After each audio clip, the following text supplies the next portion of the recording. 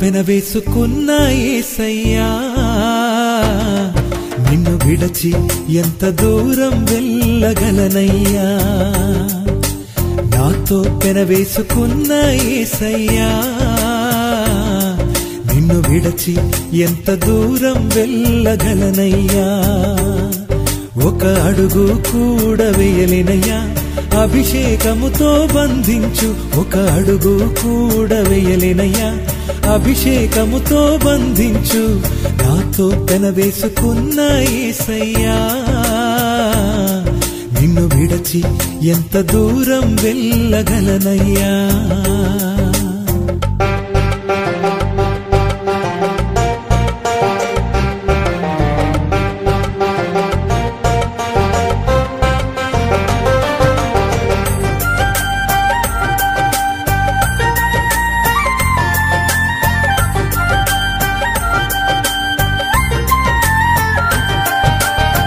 కోసమే కాదా నేల మట్టుకు తగ్గిపోయి పరమును విడచి నా యుద్ధకు వచ్చితివి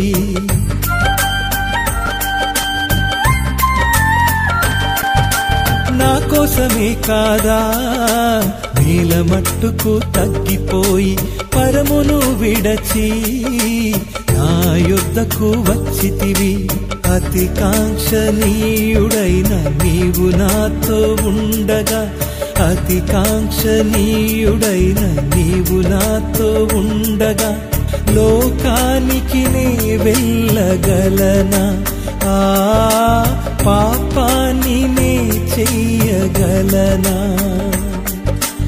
లోకానికి నే వెళ్ళగలనా ఆ పాపాన్ని నే చెయ్యగలనా నాతో పెనవేసుకున్న యేసయ్యా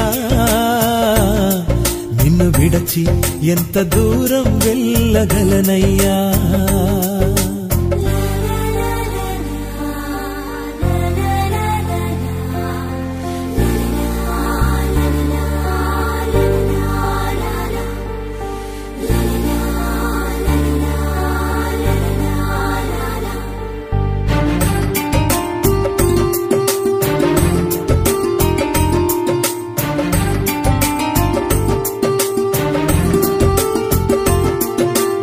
అద్వితీయమైన కుమారునిగా నీ ఉండగా సిలువ మరణం పొంది నీ జీవం నా పొసగితివే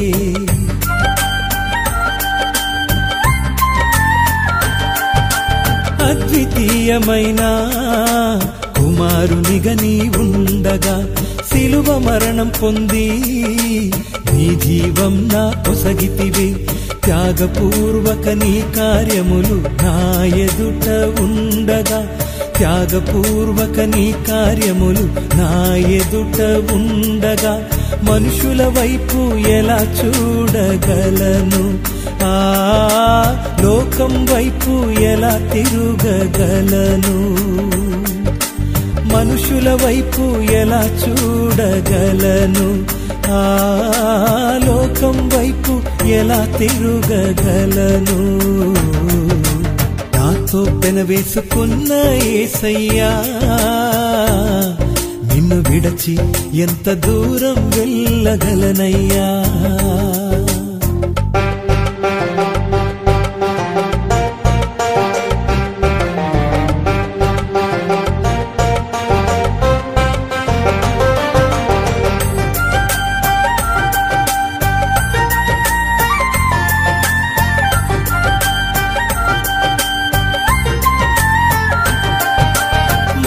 మహిమ వదలి మనిషి రూపం దాల్చి స్నేహితునిగా మారి నాతో జీవిస్తున్నావయ్యా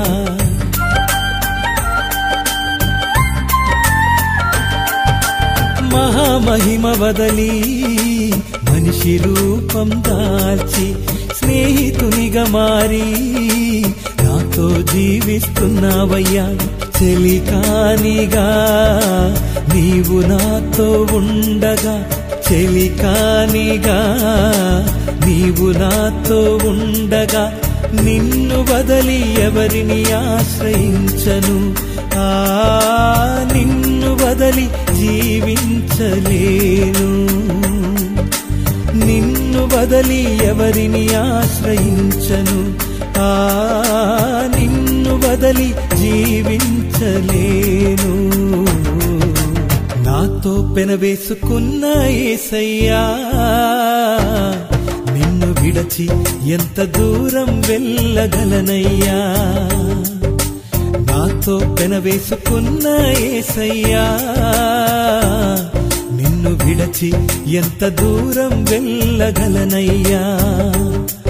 ఒక అడుగు కూడా వేయలేనయ్యా, అభిషేకముతో బంధించు. ఒక అడుగు కూడా వేయలేనయ్యా, అభిషేకముతో బంధించు. నాతో పెనవేసుకున్న యేసయ్యా, నిన్ను విడచి ఎంత దూరం వెళ్ళగలనయ్యా.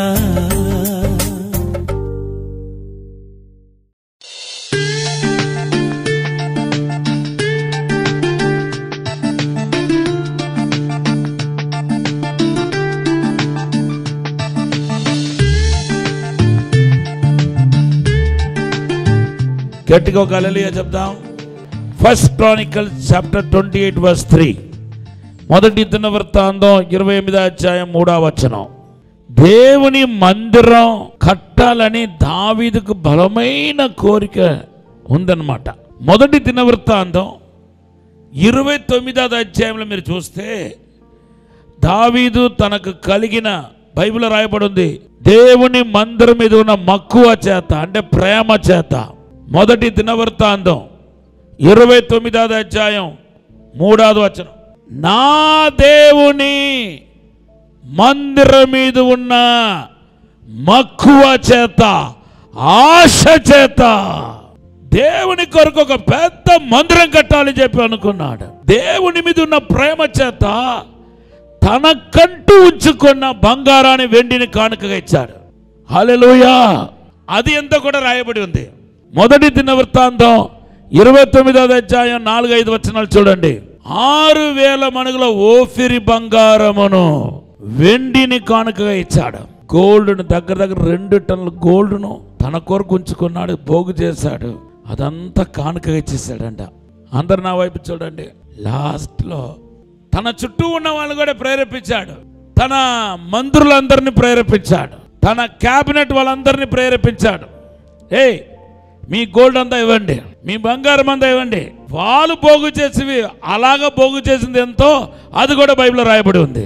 మొదటి దినవృత్తాంతం 29వ అధ్యాయం 5వ వచనం బైబిల్లో రాయబడి ఉంది.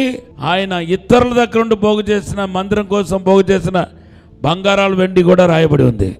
లాస్ట్లో దేవుడు చెప్పాడు, నువ్వు మందిరం కట్టడానికి వీలు లేదు. What a disappoint, what a discourage. దావీదు ఒక ఆశలని బుష్షున అయిపోయింది. దానికి దేవుడు చెప్పిన కారణం ఏంటంటే, నీ యుద్ధం చేసి చేసి చేసి నీ చేతులని రక్తపాతముతో నిండి ఉంది. కాబట్టి రక్తముతో నిండిన నీ చేతులతో నువ్వు ఏం చేయకూడదు, మందిరాన్ని కట్టకూడదు. ఒక్కసారి యుద్ధం చేసినప్పుడు ఎంతమందిని చంపాడు తెలుసా? 22,000 మందిని చంపాడంట ఒకేసారి ఫిలిస్తీన్లో. దావీదు మేజర్ యుద్ధాలు చేస్తాడంట. మేజర్ 9 యుద్ధాలు చేశాడు. ఎన్ని యుద్ధాలు చేశాడు? 9 పెద్ద యుద్ధాలు చేశాడు. చాలా కాలం నుండి ఆ యుద్ధాలు జరిగిందన్నమాట. అవి కాకుండా తన లైఫ్ అంతా యుద్ధాలకే ఖర్చు పెట్టేశాడు. ఈ మహా అలెగ్జాండర్ లాగా. మన కాలంలో ఈ యుగంలో అలెగ్జాండర్ గురించి మనం విని ఉంటాం. అలెగ్జాండర్ యొక్క దినములన్నీ యుద్ధాలతో నిండిపోయింది. ఎక్కడ పడితే అక్కడ యుద్ధాలు యుద్ధాలు యుద్ధాలు యుద్ధాలు యుద్ధాలు. లాస్ట్లో చచ్చిపోవడానికి ముందు కూడా యుద్ధం చేసి చచ్చిపోయాడు. అలాగే దావీదు కూడా భయంకరమైన యుద్ధం చేస్తాడు. నేను ఇప్పుడు ఒకటి అడుగుతున్నాను, నాకు చెప్పండి, ఎందుకు అంత యుద్ధం చేసి 100 మందిని చంపి తన లైఫ్ అంతా యుద్ధాని కోసం ఖర్చు పెట్టాడు? తన కుమారుడు యుద్ధం చేయకూడదని, ఆయన ప్రశాంతంగా ఉండాలని దావీదు ఆ కుమారుడికి ముందే ఆయన యుద్ధం అంతా తనే చేసి ముగించాడు. కొట్టండి గట్టిగా చప్పట్లో దేవుని పరచండి. హల్లెలూయా. ఇప్పుడు క్విక్ గా సాలమోన్ టైంకి రండి. సాలమోన్ గురించి బైబిల్ ఏం రాయబడి ఉందంటే, బైబిల్ రాయబడి ఉంది 3600 మంది కనానీయులను ఆయన ఏం చేశాడంటే దాసులుగా పెట్టుకున్నాడంట. 30,000 మంది లేబర్స్ ఆయనకు ఉన్నారంట. మొదటి రాజుల క్రింద 4:25 ఆయన ఒక గుర్రం లెక్క ఎంతో, ఆయన ఒక గుర్రం ఎంత ఉందో, తర్వాత ఆయనకి చారట్ ఎంత ఉందో అవన్నీ పరిశుద్ధ గ్రంథంలో డీటెయిల్స్ గా రాయబడి ఉంది. గట్టిగా హల్లెలూయా చెప్దాం. డీటెయిల్స్ గా పరిశుద్ధాత్మ దేవుడు రాసి పెట్టాడు. కానీ ఇంతమంది సాలమోను యొక్క అవిశ్వాసం అనుకుంటున్నాను. ఇంతమంది గుర్రాలు పెట్టుకున్నాడు, కానీ దానితో పాటు ఆ సైనికులతో పాటు ఎన్నో వేల మంది సైనికులు పెట్టుకున్నారు. వాళ్ళకి తిండి పెట్టడం మాత్రం సరిపోయింది, కానీ వాళ్ళతో ఏ యుద్ధం చేయలేదు. సాలమోను కాలంలో బైబిల్ చెప్తుంది దేవుడు సమాధానాన్ని ఇచ్చాడంట.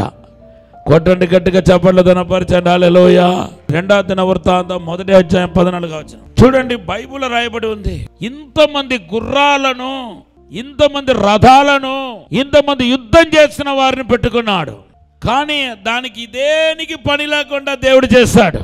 మొదటి రాజుల క్రింద 4వ అధ్యాయం 24 చెబుతుంది, యూఫ్రటీసు నది యువతల తిపస్సుహు మొదలుకొని గాజా వరకును నది యువతలనున్న రాజులందరి మీదను అతనికి అధికారం ఉండెను. అతని కాలమున నలుదిక్కుల నెమ్మది కలిగి ఉండెను. హల్లెలూయా. సాలొమోను కాలంలో దేవుడు యుద్ధానికి ఆయన అనుమతించలేదు. గట్టిగా ఒక హల్లెలూయా చెప్పండి. మొదటి దినవృత్తాంతం 22వ అధ్యాయం 7 నుండి 10. First Chronicles chapter 22:7-10. దావీదు సాలొమోనుతో ఏమన్నాడో చూడండి. దావీదు సొలొమోనుతో ఇట్లనెను, నా కుమారుడా, నేను నా దేవుడైన యెహోవా నామ ఘనత కొరకు ఒక మందిరమును కట్టించవలనని నా హృదయమందు నిశ్చయము చేసుకొని ఉండగా యెహోవా వాక్కు నాకు ప్రత్యక్షమై ఇలాగు సెలవిచ్చెను, నీవు విస్తారముగా రక్తము ఒలికించి గొప్ప యుద్ధములు జరిగించిన వాడవు. నీవు నా నామమునకు మందిరమును కట్టించకూడదు. నా సన్నిధిని నీవు విస్తారముగా రక్తము నేల మీదకి ఓడ్చితివి. నీకు పుట్టబోవు ఒక కుమారుడు సమాధానకర్తగా నుండును. చుట్టూ ఉండు అతని శత్రువులందరినీ నేను తోలివేసి అతనికి సమాధానము కలుగజేతును. అందువలన అతనికి సొలొమోను అను పేరు పెట్టబడును. Hallelujah. David is a mighty warrior, mighty worshipper. All his time he done war, he did war. చాలా యుద్ధాలు చేశాడు. చివరికి ఆయన సాక్రిఫైస్ చేయాల్సిన పరిస్థితి వచ్చింది. ఏం సాక్రిఫైస్ చేశాడు? తన ఆశ నెరవేర్చుకోలేకపోయాడు. ఆశ భంగమైపోయింది. ఆయన ఆశ భంగమైపోయింది. ఒకవేళ దావీదు కనుక మందిరాన్ని కట్టి ఉంటే ఇంకా ఆయనకు గొప్ప పేరు ఉండేదేమో, పేరు కలిగేదేమో. కానీ ఒక రకాలుగా మనం చూస్తే దావీదు సాక్రిఫైస్ చేశాడు. ఎవరి కోసం చేశాడు చెప్పండి? ఎవరి కోసం? సొలొమోను తన కుమారుడు కోసం.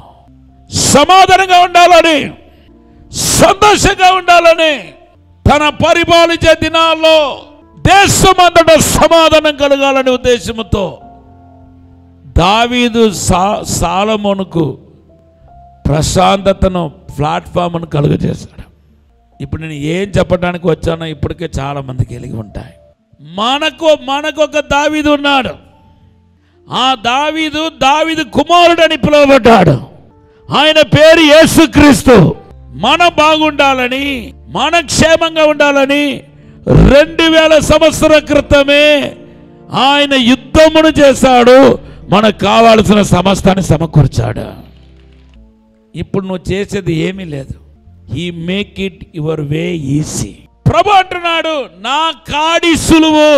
కాడి అంటే ఇప్పుడు దేవుడు ఆశీర్వాదం పొందడానికి కానీ, విడుదల పొందడానికి కానీ, స్వస్థత పొందడానికి కానీ ఆయన మార్గం ఏదైతే ఉందో, పద్ధతి ఏదైతే ఉందో అది సులువు అయిపోయింది. గట్టిగా ఒక హల్లెలూయా చెప్పండి. ఇప్పుడు మనం కూడా సొలొమోను లాగా అవసరం లేకపోయినా గుర్రాలను, రథాలను పోగు చేసుకొని మన సమయం అంతా దానికోసం కేటాయించుకొని దాని మీదే మనసు పెట్టుకుంటూ ఉన్నాం. కానీ నీ ఒక్కసారి ఇవన్నీ పక్కన పెట్టేసి, నీ ప్రయత్నాలన్నీ పక్కన పెట్టేసి, యేసు సిలువలో చేసిన కార్యాన్ని ఒక్కసారి మీరు చూస్తే కనుక, దేవుని బిడ్డలారా, ఇవన్నీ నీకు కావాల్సినవి అన్నీ దేవుడు చేసి ముగించేస్తాడు. నీ కుటుంబానికి కావాల్సినవి చేసి ముగించేస్తాడు. నీకు కావాల్సిన సమస్తాన్ని యేసు దావీదు ఎలాగ తన కుమారుడికి చేసి ముగించాడో అలాగ మన తండ్రి యేసు సమస్తాన్ని చేసి ముగించేస్తాడు. ఇప్పుడు మన లైఫ్ ఎటువంటి లైఫ్ అంటే ఈజియెస్ట్ లైఫ్. ఎవరు మందిరాన్ని కట్టారు?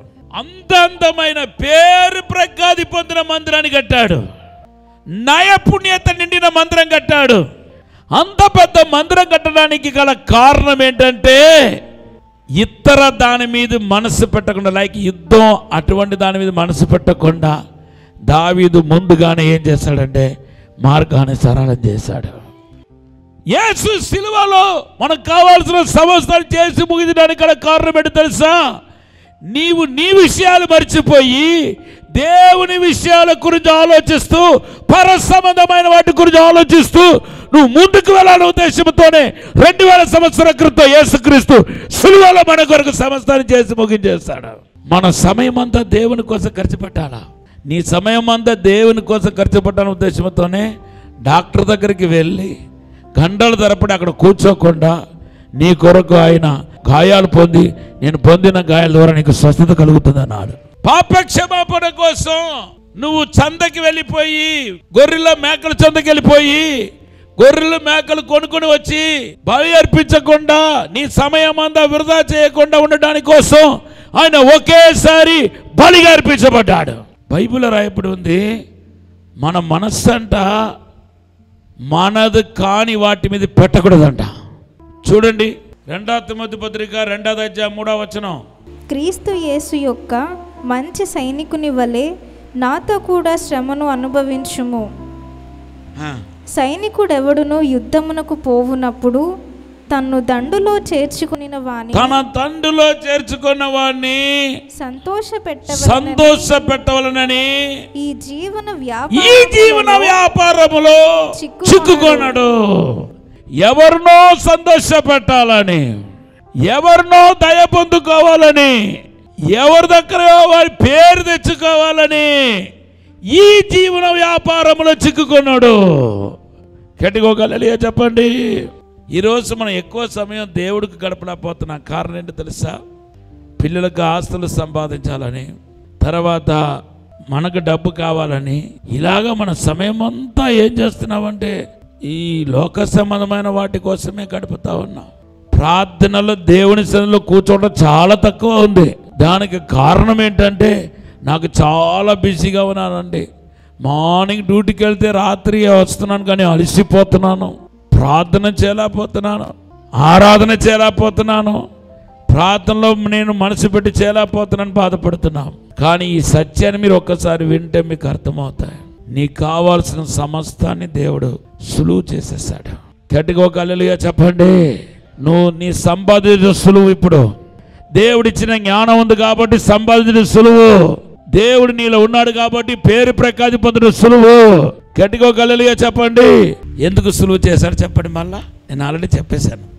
ఆయన యుద్ధం మీద మనసు పెట్టకుండా ఆత్మ సంబంధమైన మందిరం మీద మనస్సు పెట్టాలని ఆ కారణం చేత ఈ భాగ్య సంబంధమైన వాటన్నిటినీ సులువు చేశాడు దేవుడు దావీదు ద్వారా.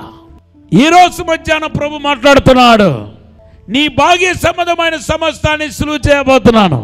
నీ కూతురుకో కొడుకుకో పెళ్లి చేయడం సులువు. దేవుడు ఏర్పాట్లో ఉన్న వ్యక్తిని దేవుడు తీసుకుని వస్తాడు. కొట్టండి గట్టిగా చెప్పండి. నీ కొడుకుకు జాబుకు 10 ఆఫీసులు తిరగాల్సిన అవసరం లేదు. అద్భుతంగా దేవుడు ఒక మంచి కంపెనీలోనో సెంట్రల్ గవర్నమెంట్ ఉద్యోగము దేవుడు నీకు ఇవ్వగలుగుతాడు. రోగం వస్తే నువ్వు వెళ్ళి పడుగాపు కాసుకొని హాస్పిటల్ చుట్టూ తిరగాల్సిన అవసరం లేదు. ఆయన పొందిన గాయాలను చూస్తే చాలు దైవిక స్వస్థత నీకు కలుగుతాయి, విడుదల కలుగుతాయి, అద్భుతం జరుగుతాయి. కొట్టండి గట్టిగా చెప్పండి. దినపరిచయం హల్లెలూయా. నీ మార్గం సరళం చేయబడ్డాయి. నీ వెనకాల వచ్చిన పిల్లలందరికీ సుఖంగా ఉండాలని ఆల్రెడీ దేవుడు సమస్తాన్ని సిద్ధపరిచాడు. దేవుని ప్రేమించే వారికి ఆయన సిద్ధపరిచినవి కళ్ళు చూడలేదు, చెవులు వినలేదు, హృదయానికి గోచరం కాలేదు. అందుకొరకు నువ్వు నమ్మలేకపోతున్నా కానీ వాస్తవం ఏంటంటే He prepared the way for you. నీ మార్గం సిద్ధపరచబడ్డాయి, నీ ఫైనాన్స్ మార్గం సిద్ధపరచబడ్డాయి, నీ బిజినెస్ దేవుడు సిద్ధపరిచాడు, నీకు కావాల్సిన సమస్తము పరలోకములో సిద్ధపరచబడ్డాయి, ఆత్మ మండలంలో సిద్ధపరచబడ్డాయి. నువ్వు ఎప్పుడు ఈ సత్యాన్ని నమ్ముతావో అది సర్రని నీ దగ్గరకు వచ్చేస్తాయి. ఇంకా నీ కాళ్ళ దగ్గర వచ్చి పడిపోతాయి, నీ ఇల్లు నీ కాళ్ళ దగ్గరకు వచ్చి పడిపోతాయి, నీ ప్రమోషన్ నీ కాళ్ళ దగ్గరకు వచ్చి పడిపోతాయి, నీ యొక్క ఉద్యోగం నీ కాళ్ళ దగ్గరకు వచ్చి పడిపోతాయి. కొట్టండి గట్టిగా చెప్పండి, తినపరచండి. హల్లెలూయా. అంతా ఈసీ చెప్పండి, అంతా ఈసీ. నేను చేయాల్సిన కార్యాలన్నిటినీ 2000 సంవత్సరాల క్రితమే యేసు చేసి ముగించేశాడు. ఇప్పుడు నేను ఫ్రీని. నేను మోయాల్సిన భారాన్ని ఆయన మోసాడు. నాకు రావాల్సిన శిక్ష యేసు మీద పడ్డాయి. నేను ఇప్పుడు శిక్ష మోయాల్సిన అవసరం లేదు. నాకు అంతా ఇప్పుడు సులువు. నేను ఫ్రీ అయిపోయాను. కొట్టండి గట్టిగా చెప్పండి. హల్లెలూయా. ఇక చిన్న ప్రార్థన చేయబోతున్నాను.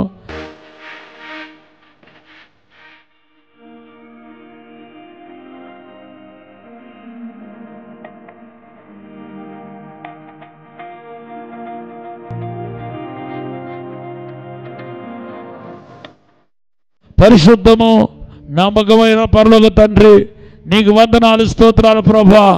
అయ్యా, మా కొరకు 2000 సంవత్సరాల క్రితం చేసి ముగించిన కార్యాన్ని జ్ఞాపకం చేసుకుంటున్నాం. ప్రతి ఒక్కరిని పేరు పేరు చెప్పున ఆశీర్వదించండి ప్రభా. అద్భుతం జరిగించండి ప్రభా. మేలు జరిగించండి ప్రభా. నీ సిలువ వలన కలిగే ప్రతి ఆశీర్వాదం యేసు నామములో కలుగునుగాక. I release it lord. విశ్వాసాన్ని గొప్ప చేయండి, విశ్వాసాన్ని బలపరచండి, విశ్వాసాన్ని దీవించండి ప్రభా. అసాధారణమైన అద్భుతమైన కార్యం జరిగించండి, మేలు జరిగించండి, అభిషేకించండి ప్రభా. హృదయాన్ని స్థిరపరచండి, నీ మహిమతో నింపండి, నీ వెలుగుతో నింపండి, నీ యొక్క ఆశీర్వాదాలతో నింపమని, తాకుమని, దీవించి ఆశీర్వదించమని, బలపరచమని, తోడుండుమని యేసు నామములో అడిగి వేడుకుంటున్నాము తండ్రి. ఆమేన్. రాజమహేంద్రవరంలో దహించు అగ్ని సేవకుల కూడిక జనవరి 28వ తేదీన ఉదయం 10 గంటల నుండి ప్రారంభించబడును. ముఖ్య ప్రసంగికులు డాక్టర్ థామస్ గారు, దహించు అగ్ని మినిస్ట్రీస్ రాజమహేంద్రవరం. స్థలం దహించు అగ్ని ఆడిటోరియం, నటరాజ్ థియేటర్, రాజమహేంద్రవరం. మరిన్ని వివరాలకు 9494940072 మరియు 73. భీమవరంలో ఉజ్జీవ స్వస్థత కూడిక 2025 జనవరి 29వ తేదీన ఉదయం 10 గంటల నుండి ప్రారంభించబడును. ముఖ్య ప్రసంగికులు సిస్టర్ క్యాథరిన్ గారు, దహించు అగ్ని మినిస్ట్రీస్ రాజమహేంద్రవరం. మీ మనసులో గాయాలున్నాయేమో, ఎవరో మనుషులు పెట్టిన గాయాలు మిమ్మల్ని వేధిస్తున్నాయేమో, still there is a chance for God to heal your inner wounds. నీ అంతరంగంలో ఉన్న గాయాలను బాగు చేయడానికి దేవుడికి ఇంకా అవకాశం ఉంది. స్థలం డాక్టర్ బిఆర్ అంబేద్కర్ భవన్, వీరమ్మ చెరువు పార్క్ వద్ద, భీమవరం. మరిన్ని వివరాలకు 9494940072. సత్తెనపల్లిలో దహించు అగ్ని వారు నిర్వహించు సువార్త స్వస్థత పండుగలు 2025 జనవరి 29, 30, 31 తేదీలలో ప్రతిరోజు సాయంత్రం 6 గంటల నుండి ప్రారంభించబడును. సిస్టర్ క్యాథరిన్ గారు, సిస్టర్ కరిష్మా గారు శక్తివంతమైన ఆరాధనలో నడిపించెదరు. ముఖ్య ప్రసంగికులు డాక్టర్ థామస్ గారు, డాక్టర్ శివ థామస్ గారు, దహించు అగ్ని మినిస్ట్రీస్ రాజమహేంద్రవరం. దైవజనులు వాక్య పరిచర్య చేసి ప్రతి ఒక్కరికి నూతన సంవత్సరం వాగ్దానమిచ్చి వ్యక్తిగతంగా ప్రార్థించెదరు. స్థలం చర్చ్ గ్రౌండ్స్, సత్తెనపల్లి. మరిన్ని వివరాలకు 9494940072 మరియు 73.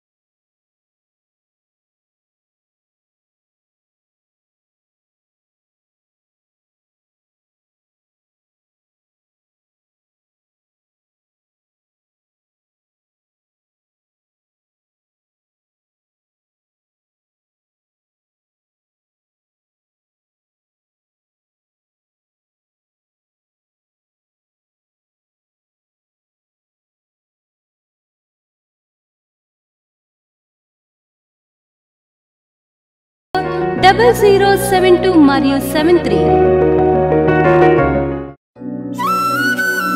రాజమహేంద్రవరంలో దహించు అగ్ని అభిషేక ఆదివారపు ఆరాధన ఇప్పుడు ప్రతి ఆదివారం ఉదయం 9:30 నుండి ప్రారంభించబడును. తప్పక పాలు పొందండి, దైవిక ఆశీర్వాదం పొందండి. స్థలం దహించు అగ్ని ఆడిటోరియం, నటరాజ్ థియేటర్, రాజమహేంద్రవరం. మీ ప్రార్థన అవసరతలకు 9494940072 మరియు 73. ఈ టీవీ కార్యక్రమాన్ని చూసి ఆశీర్వదించబడినట్లయితే దహించు అగ్ని టీవీ పరిచర్యకు మరియు బ్లెస్సింగ్ ల్యాండ్ కు సహకరించండి. దహించు అగ్ని trust current account number 357222444370, state bank of India main branch, Rajamahendravaram. My address, Dr. Thomas, Dahinchu Agni Ministries, Tummalova, Rajamahendra.